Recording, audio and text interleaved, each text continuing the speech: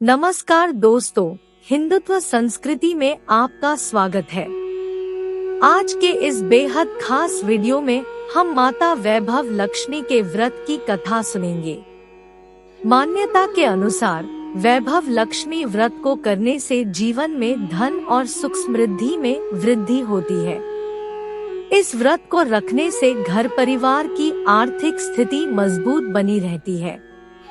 यह व्रत शुक्रवार के दिन रखा जाता है। यह व्रत स्त्री ही नहीं बल्कि पुरुष भी रख सकते हैं। इस व्रत से व्रती की सभी मनोकामनाएं पूरी होती है। सुख समृद्धि और सौभाग्य में वृद्धि होती है। आइए सुनते हैं माता वैभव लक्ष्मी के व्रत की कथा। किसी शहर में लाखों लोग रहते थे। सभी अपने अपने कामों में रत रहते थे। किसी को किसी की परवाह नहीं थी। भजन कीर्तन, भक्ति भाव, दया माया, परोपकार जैसे संस्कार कम हो गए। शहर में बुराइयां बढ़ गई थी। शराब, जुआ, रेस, व्यभिचार, चोरी डकैती वगैरह बहुत से गुनाह शहर में होते थे। इनके बावजूद शहर में कुछ अच्छे लोग भी रहते थे। ऐसे ही लोगों में शीला और उनके पति की गृहस्थी मानी जाती थी। शीला धार्मिक प्रकृति की और संतोषी स्वभाव वाली थी। उनका पति भी विवेकी और सुशील था। शीला और उसका पति कभी किसी की बुराई नहीं करते थे और प्रभु भजन में अच्छी तरह समय व्यतीत कर रहे थे। शहर के लोग उनकी गृहस्थी की सराहना करते थे। देखते ही देखते समय बदल गया। शीला का पति बुरे लोगों से दोस्ती कर बैठा। अब वह जल्द से जल्द करोड़पति बनने के ख्वाब देखने लगा। इसलिए वह गलत रास्ते पर चल पड़ा। उसकी हालत रास्ते पर भटकते भिखारी जैसी हो गई थी। शराब, जुआ, रेस, चरस गांजा वगैरह बुरी आदतों में शीला का पति भी फंस गया। दोस्तों के साथ उसे भी शराब की आदत हो गई। इस प्रकार उसने अपना सब कुछ रेस जुए में गंवा दिया। शीला को पति के बर्ताव से बहुत दुख हुआ, किंतु वह भगवान पर भरोसा कर सब कुछ सहने लगी। वह अपना अधिकांश समय प्रभु भक्ति में बिताने लगी। अचानक एक दिन दोपहर को उनके द्वार पर किसी ने दस्तक दी। शीला ने द्वार खोला तो देखा कि एक मांझी खड़ी थी। उसके चेहरे पर अलौकिक तेज निखर रहा था। उनकी आंखों में से मानो अमृत बह रहा था। उसका भव्य चेहरा करुणा और प्यार से छलक रहा था। उसको देखते ही शीला के मन में अपार शांति छा गई। शीला के रोमरों में आनंद छा गया। शीला उस मांझी को आदर के साथ घर में ले आई। घर में बिठाने के लिए कुछ भी नहीं था। आता शीला ने सकुचाकर एक फटी हुई चद्दर पर उसको बिठाया। मांझी बोली, क्यों शीला, मुझे पहचाना नहीं? हर शुक्रवार को लक्ष्मी जी के मंदिर में भजन कीर्तन के समय मैं भी वहां आती हूँ। इसके बावजूद शीला कुछ समझ नहीं पा रही थी। फिर मांझी बोली, तुम बहुत दिनों से मंदिर नहीं आई, आज मैं तुम्हें देखने चली आई। मांझी के अति प्रेम भरे शब्दों से शीला का हृदय पिघल गया। उसकी आंखों में आंसू आ गए और वह बिलख बिलख कर रोने लगी। मांझी ने कहा, बेटी, सुख और दुख तो धूप और छांव जैसे होते हैं। धैर्य रखो बेटी, मुझे तेरी सारी परेशानी बता। मांझी के व्यवहार से शीला को काफी संबल मिला और सुख की आस में उसने मांझी को अपनी सारी कहानी कह सुनाई। कहानी सुनकर मांझी ने कहा, कर्म की गति न्यारी होती है। हर इंसान को अपने कर्म भुगतने ही पड़ते हैं। इसलिए तू चिंता मत कर।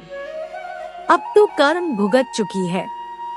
अब तुम्हारे सुख के दिन अवश्य आएंगे। तू तो माँ लक्ष्मी जी की भक्त है। माँ लक्ष्मी जी तो प्रेम और करुणा की अवतार है। वे अपने भक्तों पर हमेशा ममता रखती है। इसलिए तू धैर्य रखकर माँ लक्ष्मी जी का व्रत कर, इससे सब कुछ ठीक हो जाएगा। शीला के पूछने पर मांझी ने उसे व्रत की सारी विधि भी बताई। मांझी ने कहा, बेटी, माँ लक्ष्मी जी का व्रत बहुत सरल है। उसे वरदलक्ष्मी व्रत या वैभव लक्ष्मी व्रत कहा जाता है। यह व्रत करने वाले की सब मनोकामना पूर्ण होती है। वह सुख संपत्ति और यश प्राप्त करता है। शीला यह सुनकर आनंदित हो गई। शीला ने संकल्प करके आंखें खोली तो सामने कोई न था। वह विस्मित हो गई कि मांझी कहाँ गई। शीला को तत्काल यह समझते देर न लगी कि मांझी और कोई नहीं, साक्षात लक्ष्मी जी ही थी। दूसरे दिन शुक्रवार था।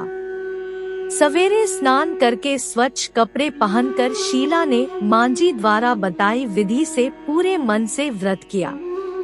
आखिरी में प्रसाद वितरण हुआ। यह प्रसाद पहले पति को खिलाया। प्रसाद खाते ही पति के स्वभाव में फर्क पड़ गया। उस दिन उसने शीला को मारा नहीं, सताया भी नहीं। शीला को बहुत आनंद हुआ। उनके मन में वैभवलक्ष्मी व्रत के लिए श्रद्धा बढ़ गई। शीला ने पूर्ण श्रद्धा भक्ति से 21 शुक्रवार तक वैभवलक्ष्मी व्रत किया। 21वें शुक्रवार को मांझी के कहे मुताबिक उद्यापन विधि करके 7 स्त्रियों को वैभवलक्ष्मी व्रत की 7 पुस्तकें उपहार में दी।